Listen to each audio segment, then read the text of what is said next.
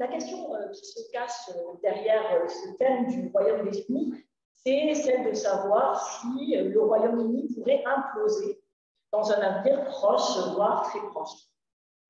Et pour répondre à cette question, je n'aurai pas le temps de parler des 4 nations et je vais examiner en détail 2 dossiers qui constituent les principales menaces pour la survie du Royaume-Uni dans ses frontières actuelles, à savoir le dossier écossais et le dossier nord-irlandais.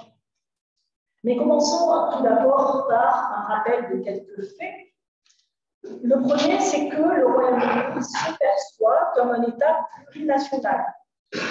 Et donc, ça, je veux commencer par ça, par rappeler le fait que cette question-là, le fait que le Royaume-Uni soit un seul État avec plusieurs nations, n'est pas quelque chose qui pose problème au Royaume-Uni. C'est une idée qui n'est pas jugée problématique, qui n'est contestée par personne. En revanche, il y a des choses qui posent problème. Il y en a 2 principales. La première, c'est que quel est le statut de l'Irlande du Nord? Tout le monde s'accorde à dire que l'Angleterre. Oui. Oui.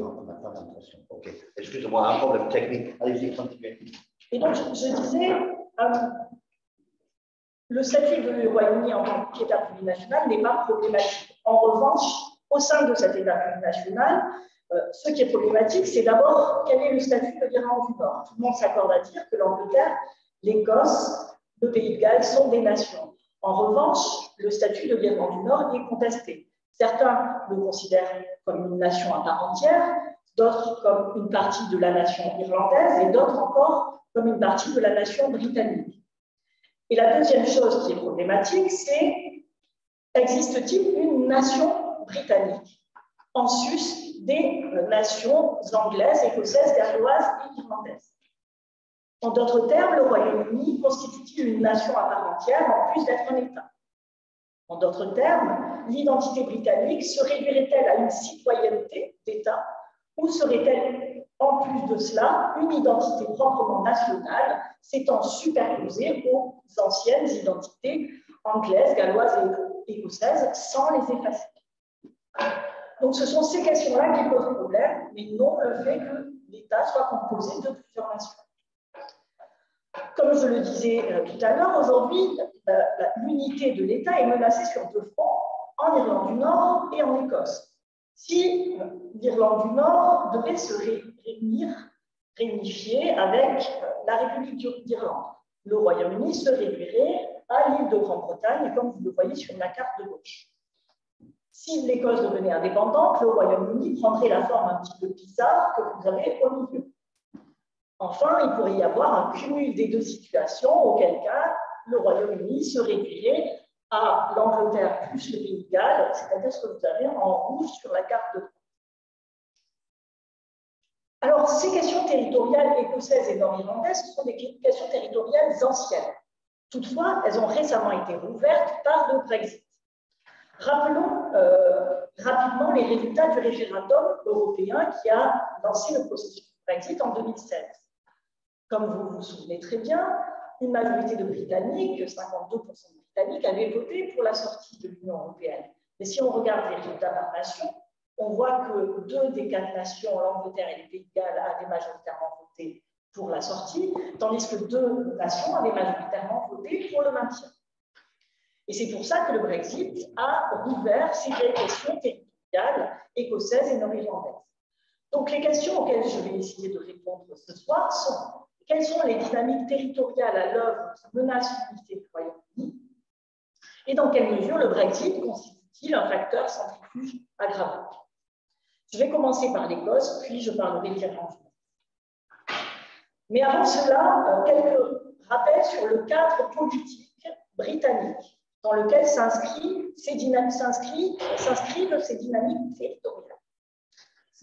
Donc le Royaume-Uni constitue un État, mais c'est un État dans lequel vous avez une concomitance de plusieurs paysages politiques distincts.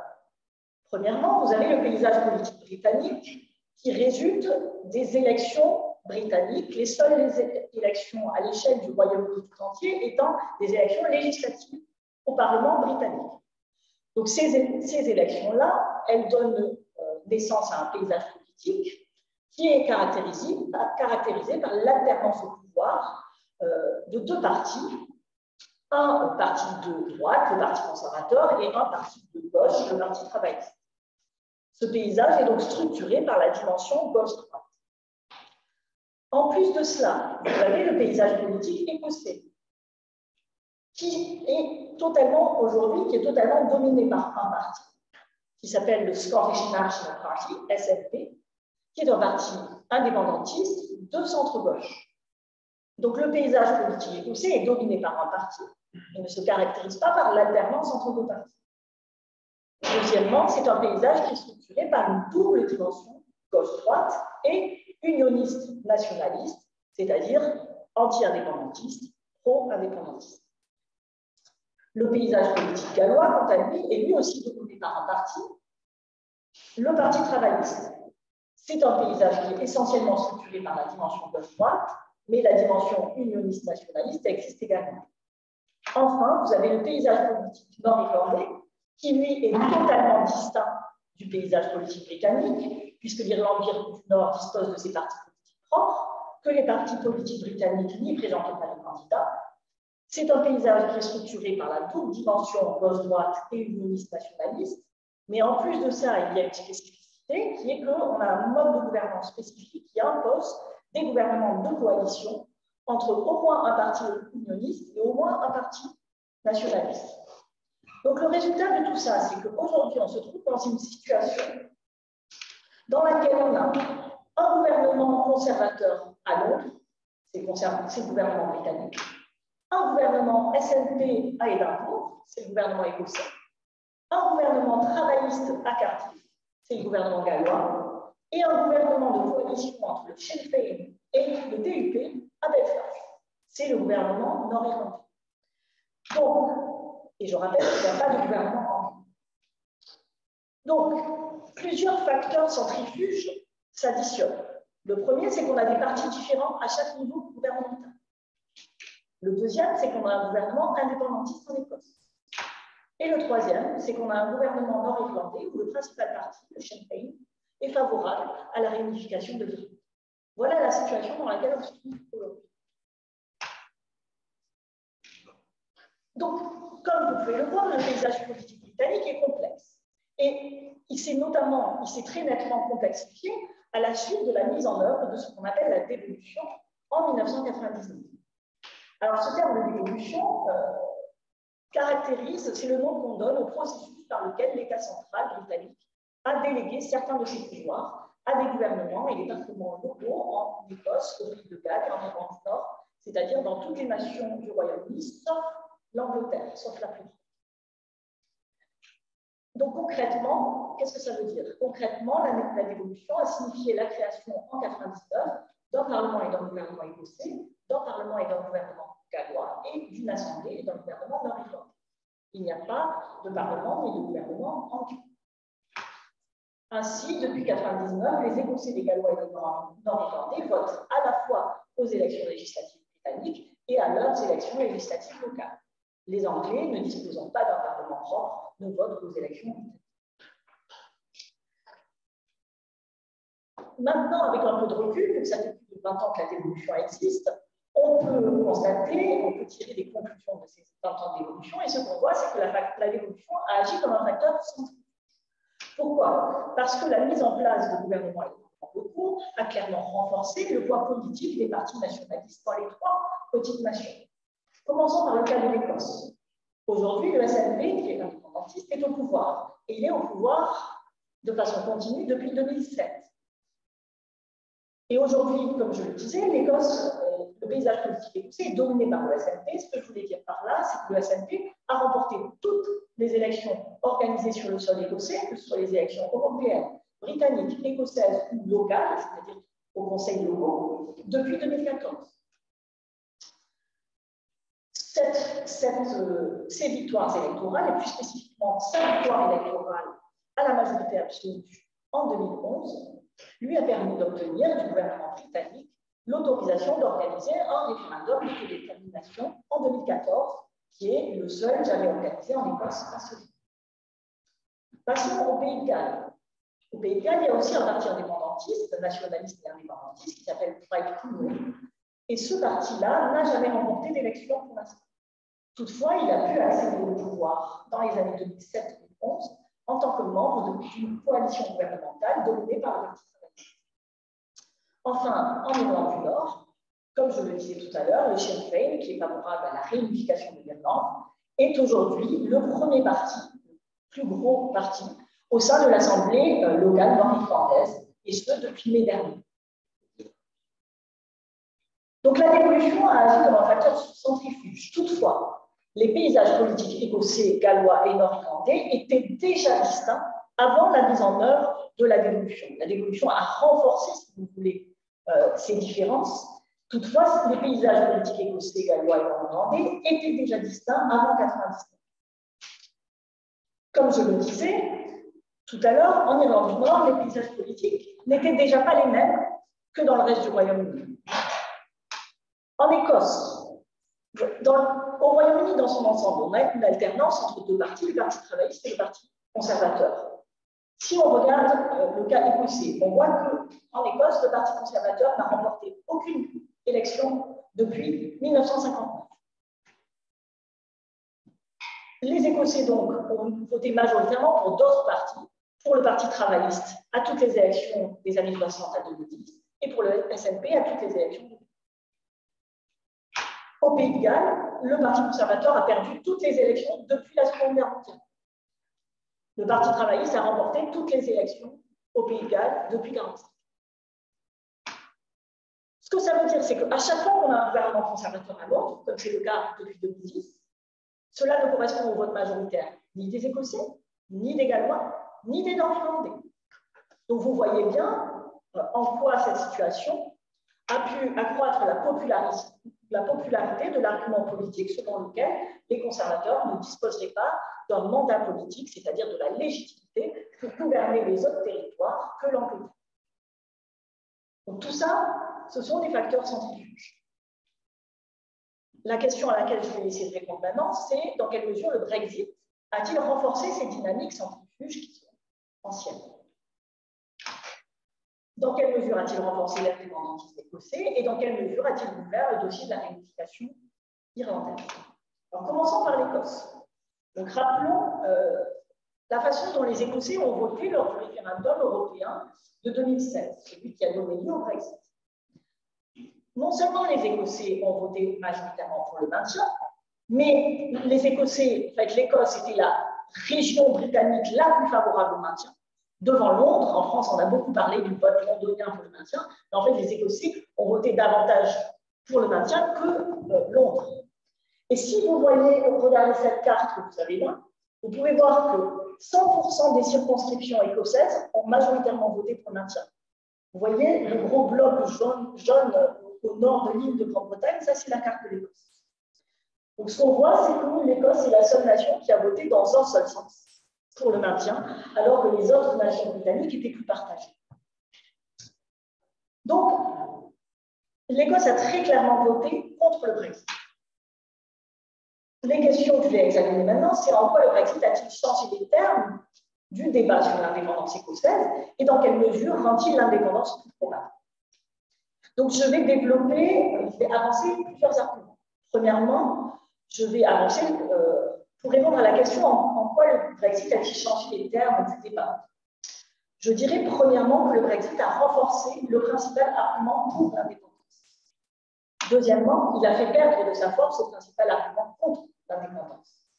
Troisièmement, il a donné naissance à un nouvel argument pour l'indépendance. Quatrièmement, il pourrait avoir rendu l'Union européenne et les pays membres de l'Union européenne plus réceptifs aux arguments indépendantistes écossais que lors du référendum de 2014. Donc tout ça, ça a l'air très bon pour les indépendantistes. Toutefois, il n'y a pas que du bon. Le Brexit soulève aussi deux nouvelles questions auxquelles les indépendantistes auront beaucoup de mal à apporter des réponses catégoriques. Enfin, le Brexit a-t-il fait changer d'avis suffisamment d'Écossais pour garantir une majorité pour l'indépendance? Aujourd'hui, la réponse à cette question, elle est difficile à répondre. C'est pas clair. Donc, je vais développer tous ces points-là. Premièrement, le Brexit a renforcé le principal argument indépendantiste, qui est pour moi l'argument politique selon lequel, au sein du Royaume-Uni, les Écossais se voient imposer des choix politiques qui ne sont pas les leurs. Rappelons ce que j'ai dit tout à l'heure, qui est que les Écossais ne votent pas de la même manière que les Anglais. Or, au sein du Royaume-Uni, les Écossais ne correspondant qu'à 5% de la population du Royaume-Uni, contre 84% pour les seuls Anglais. Au sein du Royaume-Uni, les Écossais doivent subir les choix politiques des Anglais, ultra dominants au plan démographique.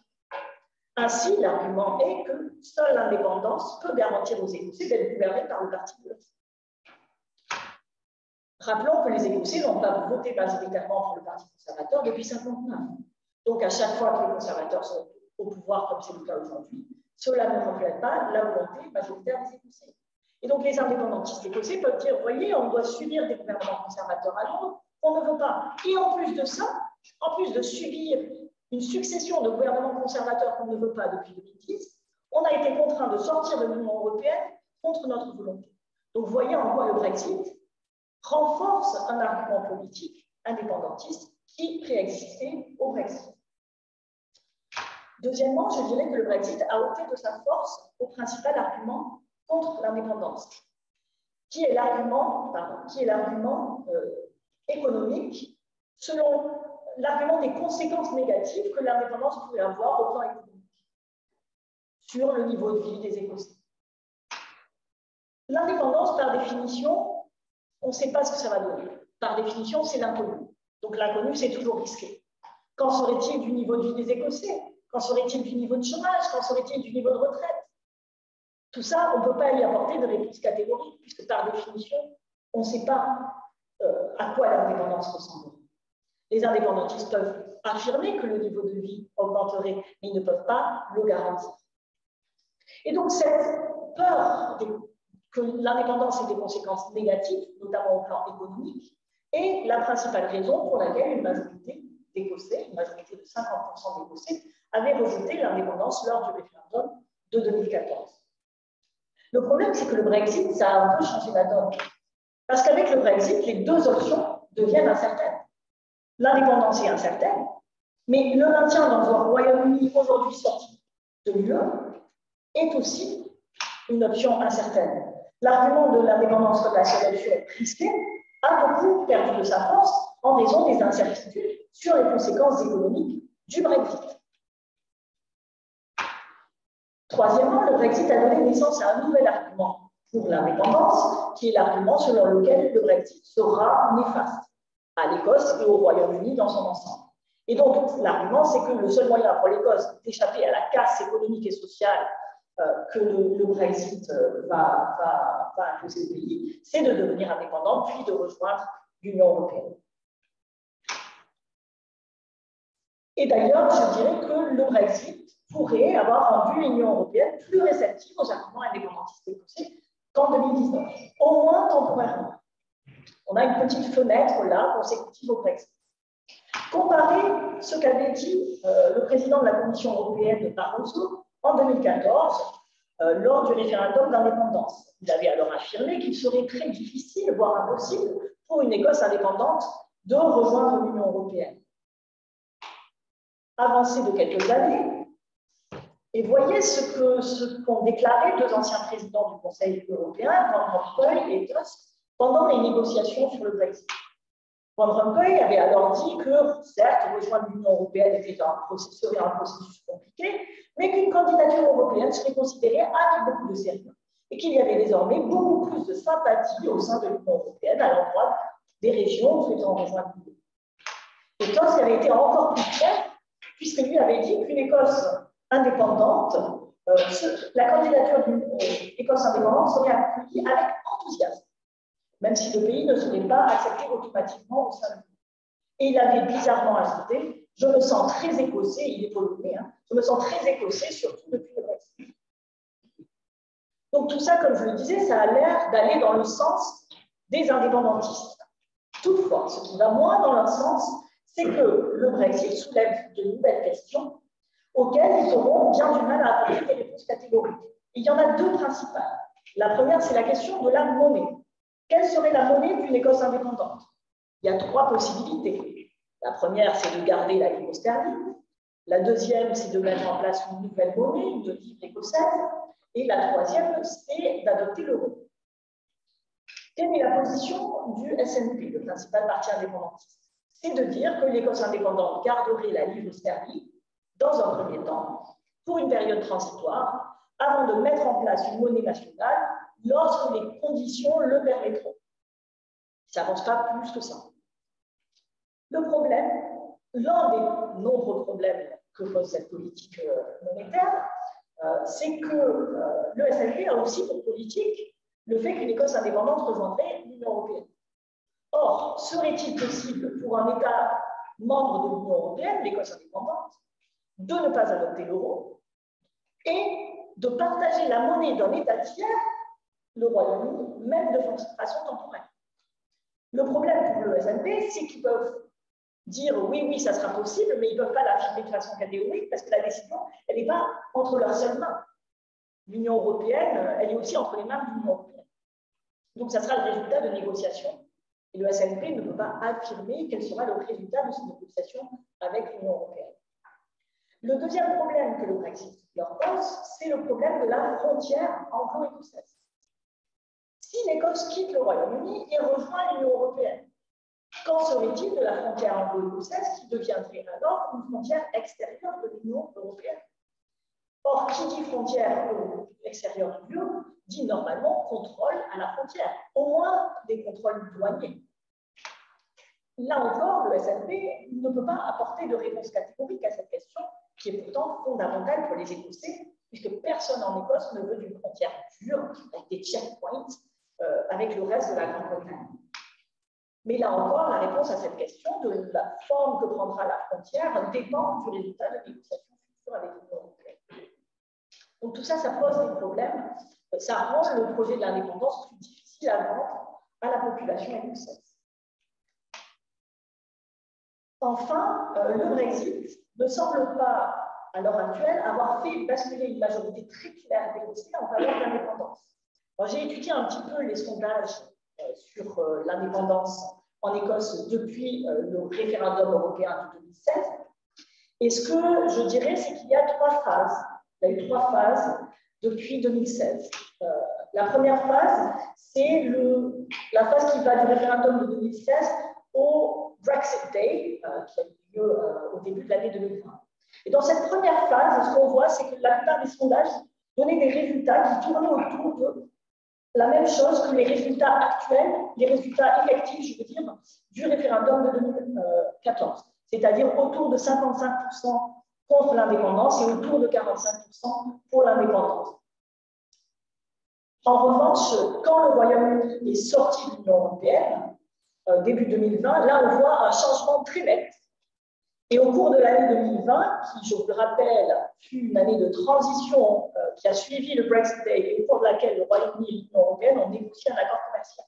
Et pendant cette année 2020, où le Brexit est devenu réel et pas virtuel, là on voit un changement clair dans les sondages et tout au long de l'année, tous les sondages, presque sans exception, donnent le camp de l'indépendance gagnant. Donc plus de 50% pour l'indépendance, avec une moyenne autour de 53% pour l'indépendance. Mais depuis 2021, les résultats des sondages sont beaucoup moins clairs et beaucoup plus fluctuants.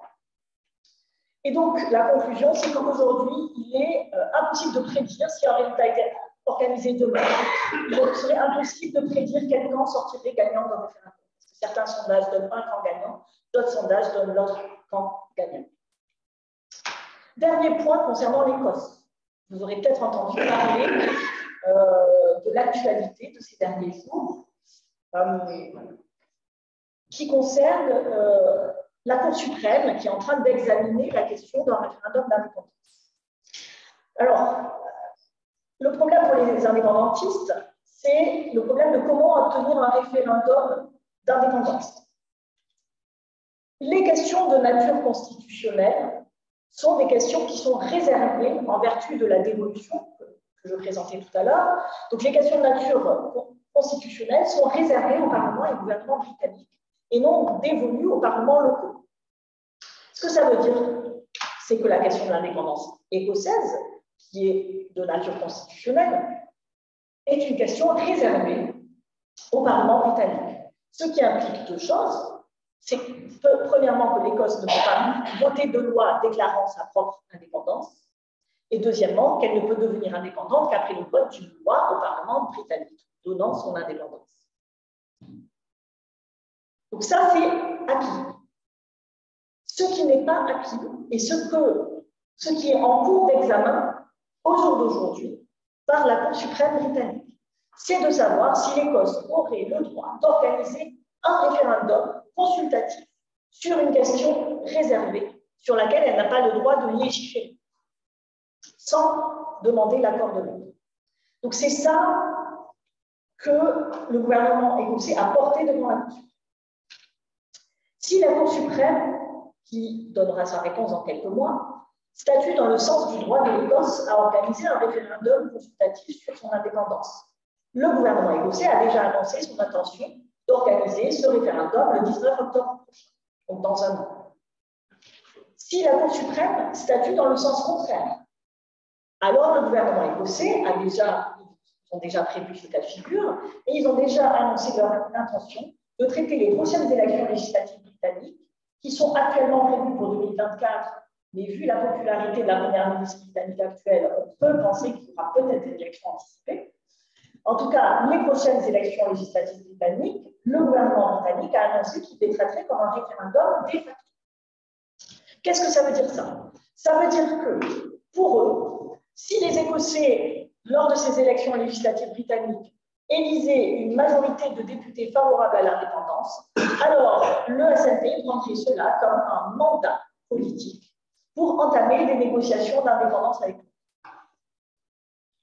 Donc aujourd'hui, on se trouve dans une situation où on pourrait avoir un référendum d'indépendance dans un an, mais si je devais donner une prévision, je dirais que ce n'est pas le scénario le plus probable. Le plus probable est que la Cour suprême, les juristes sont divisés sur la question, mais le plus probable est que la Cour suprême statuera dans le sens qui n'arrange pas le gouvernement écossais. Donc voilà ce que je voulais dire à propos de l'Écosse. Passons à l'Irlande du Nord. Dans quelle mesure le Brexit a-t-il contribué à ouvrir le dossier de la réunification irlandaise? Donc là encore, je vais commencer par rappeler la façon dont les Nord-Irlandais ont voté lors du référendum européen de 2016. Comme je le disais tout à l'heure, l'Irlande du Nord a majoritairement voté pour le maintien, comme l'Écosse. Toutefois, contrairement à l'Écosse, l'Irlande du Nord n'a pas uniformément voté pour le maintien. Comme vous le voyez sur cette carte qui est là, l'Irlande du Nord était divisée, on voit une division assez claire, Est-Ouest, dans le vote nord-irlandais lors du référendum européen. Et cette carte-là, en fait, quand on connaît un peu l'Irlande du Nord, c'est une carte qui n'est pas étonnante parce qu'elle ressemble à d'autres cartes que je vais vous montrer. Elle ressemble par exemple à la carte de la façon dont les Nord-Irlandais s'identifient au plan des identités nationales.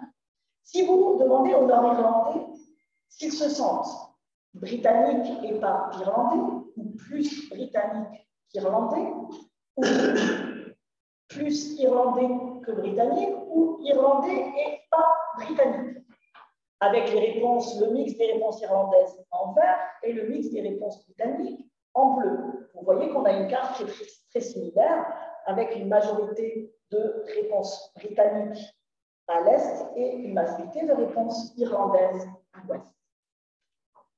La carte du vote lors du référendum européen ressemble aussi à s'y méprendre à la carte de la façon dont les Nord-Irlandais votent lors des élections législatives. Prenons l'exemple des élections les plus proches dans le temps du référendum européen. C'était les élections législatives britanniques de 2017. Vous voyez là encore, on a des cartes très similaires avec une division Est-Ouest, entre un Ouest qui vote majoritairement pour le Sinn Féin, qui est un parti républicain pro-réunification, et un Est qui vote principalement pour le DUP, qui est un parti unioniste, et donc pour le maintien de l'Irlande du Nord dans le Royaume-Uni. Donc, ce que ça veut dire, ça, c'est que le Brexit n'a pas ajouté une nouvelle ligne de fracture au sein de la société nord-irlandaise, mais en revanche, il est venu s'ajouter et renforcer les fractures existantes, que ce soit en termes d'identité nationale, comme de préférences politiques et constitutionnelles. Ce qu'on constate, c'est que les électeurs qui ont voté pour le Remain, le maintien dans l'Union européenne, étaient principalement ceux qui s'identifient comme irlandais ou plus irlandais que britanniques, et principalement ceux qui votent pour les partis républicains, le Sinn Féin en tête. Tandis que ceux qui ont voté oui étaient principalement ceux qui s'identifient comme britanniques ou plus britanniques qu'irlandais, et qui votent pour des partis unionistes, le DUP en tête. Donc le Brexit est venu s'ajouter aux anciennes divisions nord-irlandaises. Surtout, si le Brexit a rouvert la question de la réunification irlandaise, c'est parce qu'il a rouvert la question de la frontière entre les deux Irlandes. Pourquoi? La question de la frontière entre les deux Irlandes, de la République d'Irlande et l'Irlande du Nord qui fait partie du Royaume-Uni, vous vous souviendrez que ce fut le point le plus problématique dans les négociations entre le Royaume-Uni et l'Union européenne sur le Brexit. C'est pour ça que ces négociations ont pris autant de temps. Pourquoi ça a posé autant de problèmes? Rappelons que le Royaume-Uni a fait le choix de ce qu'on appelle le hard Brexit, le Brexit dur. C'est-à-dire le choix de quitter non seulement l'Union européenne, mais aussi le marché unique européen et l'Union douanière européenne. Et donc ça voulait dire en théorie que la frontière entre les deux Irlandes devait devenir une nouvelle frontière extérieure de l'Union européenne et du marché unique européen. Or, qui dit frontière extérieure de l'Union européenne et du marché unique européen dit contrôle douanier. Et donc, ça implique a priori le rétablissement d'une frontière physique avec contrôle douanier entre les deux Irlandes. Le problème, c'est que le rétablissement d'une frontière physique entre les deux Irlandes, c'est quelque chose que tout le monde, que ce soit le Royaume-Uni, que ce soit la République d'Irlande et donc l'Union européenne qui est derrière la République d'Irlande, tout le monde veut éviter ça à tout prix. Pour deux raisons. Premièrement, pour éviter la remise en cause du processus de paix. Rappelons que le processus de paix est très récent. Au cœur de ce processus de paix, on trouve l'accord du Vendredi Saint de 1998, donc ça fait à peine plus de 20 ans. Donc l'équilibre de ce processus de paix est fragile et personne ne veut le remettre en cause. Rappelons que ce processus de paix est arrivé après plus de 20 ans de guerre civile en Irlande. Personne ne veut non plus de frontières pour des raisons économiques, pour ne pas déstabiliser l'économie de la région. Pendant des décennies, il n'y a pas eu de frontières entre les deux Irlandes, les deux Irlandes appartenaient à l'Union européenne. Donc ça a fait disparaître la frontière. Et ça a fait que les échanges économiques entre les deux Irlandes se sont multipliés. Et donc on se trouve dans une situation aujourd'hui où le territoire nord-irlandais est dans une large mesure économiquement intégré à la République d'Irlande, tout en faisant partie politiquement du Royaume-Uni. Pour revenir à la question du processus de paix, en quoi le rétablissement d'une frontière physique entre les deux Irlandes menacerait-il le processus de paix nord-irlandais? Pour deux raisons. Premièrement, le rétablissement d'une frontière physique poserait un problème d'ordre psychologique, plutôt symbolique, puisque ce serait un rappel visible qu'il existe bien deux Irlandes séparées. Alors que pendant des décennies, la frontière était invisible. Mais ça poserait aussi un problème très concret, très matériel, de sécurité, problème potentiel de sécurité. Parce qu'une frontière physique voudrait dire des checkpoints qui pourraient constituer une cible évidente pour des groupes armés paramilitaires, comme ce fut le cas à l'époque de la guerre civile. Donc, pour éviter le rétablissement d'une frontière physique entre les deux Irlandes, quelle solution a été trouvée? La solution qui a été trouvée, peut-être temporairement, mais en tout cas à l'issue de nombreuses années de négociations entre le Royaume-Uni et l'Union européenne, est une solution qui est décrite dans un traité international signé entre le Royaume-Uni et l'Union européenne à l'issue de ces années de négociations et que l'on connaît sous le nom de protocole nord-irlandais. Et cette solution est que, pour pour ne pas faire des contrôles douaniers à la frontière entre les deux Irlandes. Les contrôles douaniers se font dans les principaux ports nord-irlandais que vous voyez sur la carte, à l'arrivée des produits sur le sol nord-irlandais depuis l'île de Grande-Bretagne. Et donc, ce que ça veut dire ça, c'est que l'Union européenne contrôle les biens sur son territoire, non pas à l'entrée de son territoire, c'est-à-dire à la frontière de la République d'Irlande, mais au sein d'un État, le Royaume-Uni, qui est désormais un État tiers. Et donc l'Union européenne est obligée de demander au Royaume-Uni d'effectuer les contrôles en son nom.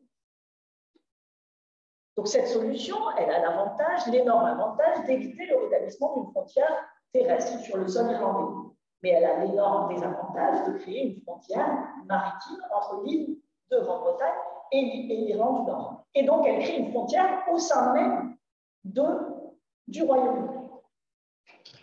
Pour cette raison, cette solution risque fort d'être temporaire. Rappelons que ce protocole nord-irlandais est déjà en cours de modification par le Royaume-Uni. En juin dernier, le gouvernement britannique, donc de Boris Johnson à l'époque, a déposé un projet de loi proposant d'abroger certains aspects du protocole nord-irlandais de façon unilatérale, sans l'accord de l'Union européenne. C'est un projet qui a déjà été voté par une des deux chambres, la Chambre des communes, et qui est en cours d'examen par la deuxième chambre, la Chambre des Lords.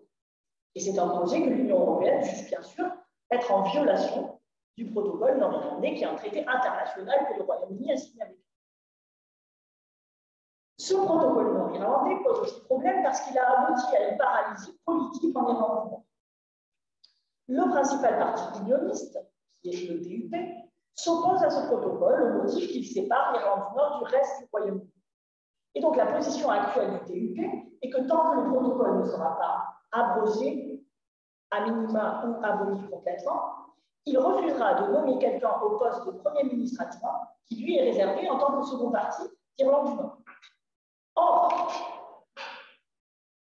à cause de cela, personne ne peut non plus occuper le poste de Premier ministre, en raison du mode de gouvernement spécifique, né des accords de paix, qui veut que pas de Premier ministre, si pas de Premier ministre adjoint. Et donc on se trouve dans une situation aujourd'hui où l'Irlande du Nord n'a pas de Premier ministre, ni de Premier ministre adjoint, et ce depuis les dernières élections de mai 2022. Dernier point que je voudrais aborder aujourd'hui, c'est la question de savoir s'il pourrait bientôt y avoir un référendum de réunification irlandaise. Et ma réponse est que dans un avenir très proche, il est très peu probable qu'il y ait un référendum de réunification, pour plusieurs raisons que je vais développer. Certes, aux élections nord-irlandaises de 2017, les partis républicains avaient remporté une majorité des sièges pour la première fois de leur histoire à l'Assemblée nord-irlandaise. Ils ont perdu cette majorité aux dernières élections de mai. Mais ces mêmes élections ont vu le Sinn Féin devenir le premier parti d'Irlande du Nord. Or, le Sinn Féin est favorable à un référendum de réunification. Déjà, comme les républicains avaient obtenu une majorité en 2017, la chef du Sinn Féin, Mary Lou McDonald, avait profité de cette majorité pour demander en février 2019 à la première ministre britannique, qui était Theresa May à l'époque, qu'un référendum sur la réunification soit organisé.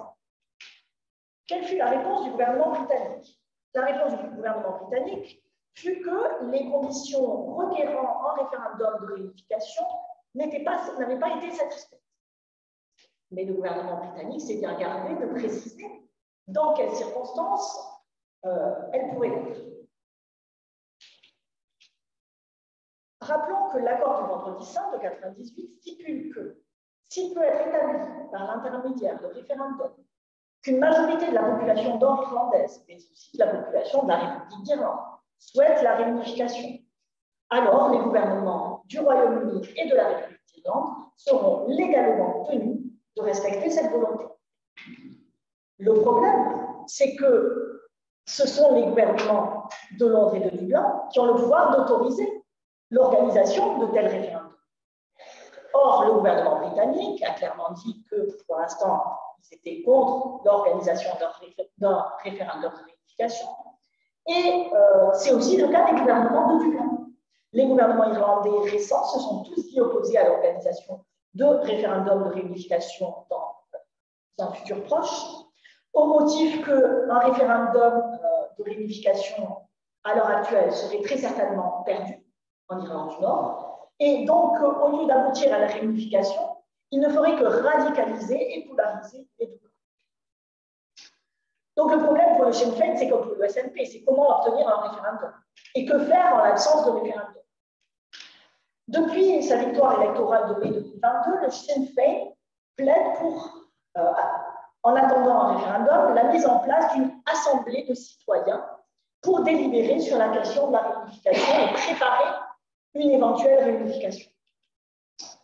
Le problème, c'est que là encore, le gouvernement actuel de la République d'Irlande n'y est pas favorable, au motif que la priorité en Irlande du Nord aujourd'hui est de régler la question du protocole nord-irlandais, de faire en sorte que les institutions politiques nord-irlandaises fonctionnent de nouveau et non pas de planifier un référendum.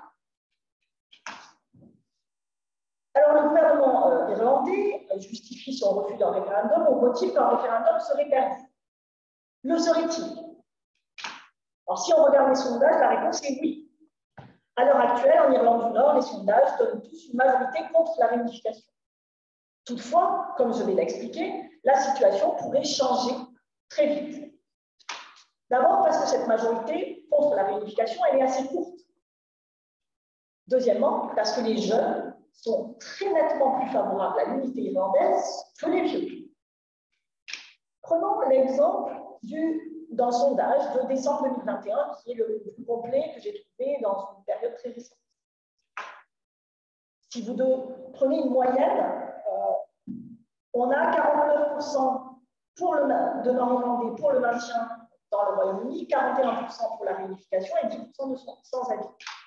Si on exclut les sans-avis, ça donne une majorité assez claire pour le maintien dans le Royaume-Uni, 54% pour le maintien, 46% pour la réunification. Mais regardez ce que ça donne en termes de tranche d'âge. Comparez les jeunes, les plus jeunes électeurs, 18-24 ans, 71% pour la réunification, contre 24% pour le maintien dans le Royaume-Uni. Si on prend la tranche la plus âgée, les 65 ans et plus, on a 25% pour la réunification et 55% pour le maintien. Et les autres qui s'affrontent. Donc, vous voyez, la question, c'est est-ce que les jeunes, à l'avenir, sont ceux qui feront basculer la situation? Il y a d'autres évolutions récentes qui vont potentiellement dans le sens d'une majorité croissante pour la réunification. La première, c'est quelque chose vraiment tout récent, c'est la nouvelle donne démographique en Irlande du Nord. On sait depuis quelques jours que les catholiques sont désormais, pour la première fois de l'histoire de l'Irlande du Nord, démographiquement majoritaires. Et ça, on le sait depuis le 22 septembre, où les résultats du recensement de 2021 ont commencé à apparaître. Et donc là, ce qu'on voit, c'est qu'en Irlande du Nord, on a aujourd'hui 45,7% de catholiques contre 43,5% de protestants. Comparez ça à la situation lors du précédent référendum de 2011, où on avait 48% de protestants et 45% de catholiques. Pourquoi cette évolution? D'abord parce que la population catholique est plus jeune, et donc chez les catholiques, on a plus de naissances que de décès, alors que l'inverse est vrai chez les protestants.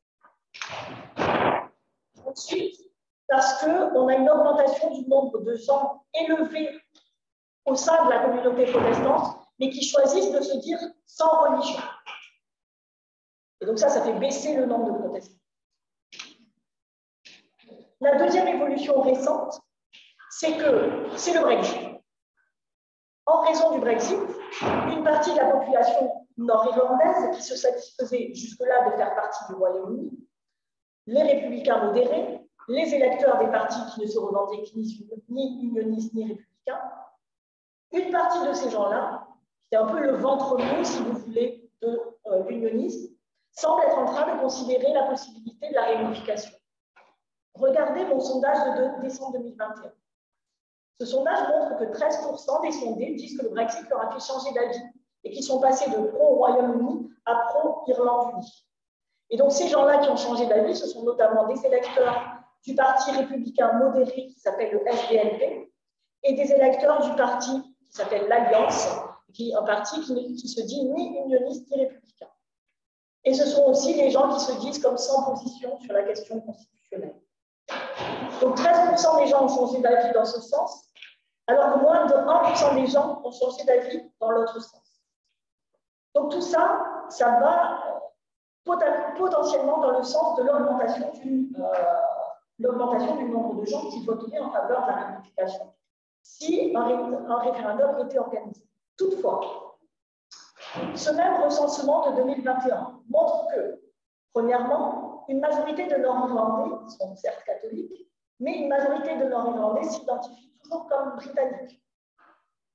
42,8% des Nord-Irlandais se disent britanniques, que ce soit exclusivement britanniques ou combinés à une autre nationalité. Contre un tiers des Nord-Irlandais qui se disent irlandais exclusivement ou combinés à une autre nationalité. Deuxièmement, il n'y avait pas de question dans le recensement sur les préférences politiques et constitutionnelles des Nord-Irlandais. Donc, on ne sait pas combien d'entre eux sont favorables à la réunification. Rappelons qu'il n'y a pas d'équivalence entre le nombre de catholiques et le nombre de votes potentiels pour la réunification, comme il n'y a pas d'équivalence entre le nombre de protestants et le nombre de votes potentiels pour le maintien dans le Royaume. Il n'y a pas non plus d'équivalence entre le nombre de votes pour les partis républicains et le nombre de votes potentiels pour la réunification. Le sondage que j'ai déjà évoqué de décembre 2021 montre que parmi les électeurs du parti républicain SDLP, qui est officiellement favorable à la réunification, 12% des électeurs de ce parti sont contre la réunification et un tiers d'entre eux ne savent pas, n'ont pas de position sur la réunification. Troisièmement, ce recensement a montré qu'il y a une forte augmentation à la fois du nombre de personnes se disant sans religion, 17,4% contre 10% en 2011, et du nombre de personnes qui soutiennent des partis non sectaires, c'est-à-dire des partis qui se disent ni britanniques, ni unionistes, ni républicains. Dernier point, une inconnue.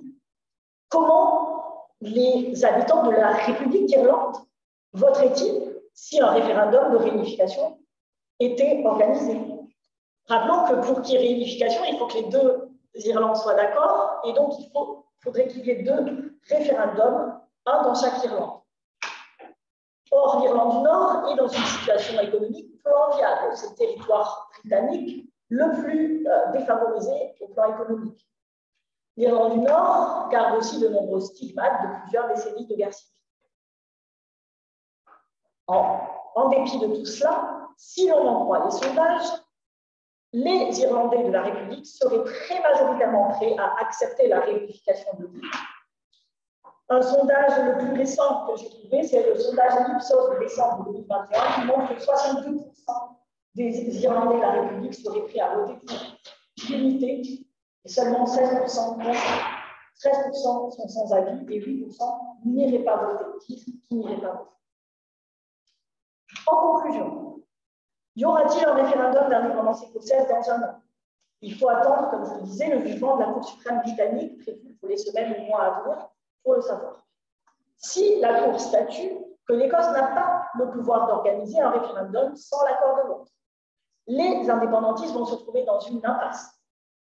Comme je le disais tout à l'heure, certes, ils ont annoncé qu'ils traiteraient les prochaines élections législatives comme un référendum de facto et qu'ils prendraient une victoire à ces élections comme un mandat politique pour lancer des négociations d'indépendance. Mais qui dit négociation dit deux parties qui acceptent de négocier. Donc il faut que Londres accepte de négocier. Londres acceptera, le gouvernement de Londres acceptera-t-il de négocier? On peut en douter. Et en Irlande du Nord, on ne sait tout simplement pas dans quelles conditions les gouvernements du Royaume-Uni et de la République d'Irlande se sentiraient tenus d'organiser des référendums de réunification irlandaise. Le Sinn Féin est désormais le principal parti d'Irlande du Nord, mais les partis républicains ne sont pas aujourd'hui majoritaires à l'Assemblée, sans compter qu'aux dernières élections nord-irlandaises, le Sinn Féin est arrivé premier, mais il n'a pas fait campagne pendant ces élections sur la question de la réunification. Donc, faudrait-il, pour qu'il y ait un référendum, faudrait-il que les républicain remporte une élection sur la base d'une campagne centrée sur la question d'un référendum, cette question de comment obtenir un référendum de réunification reste pour l'instant totalement sans réponse. Merci beaucoup pour votre attention.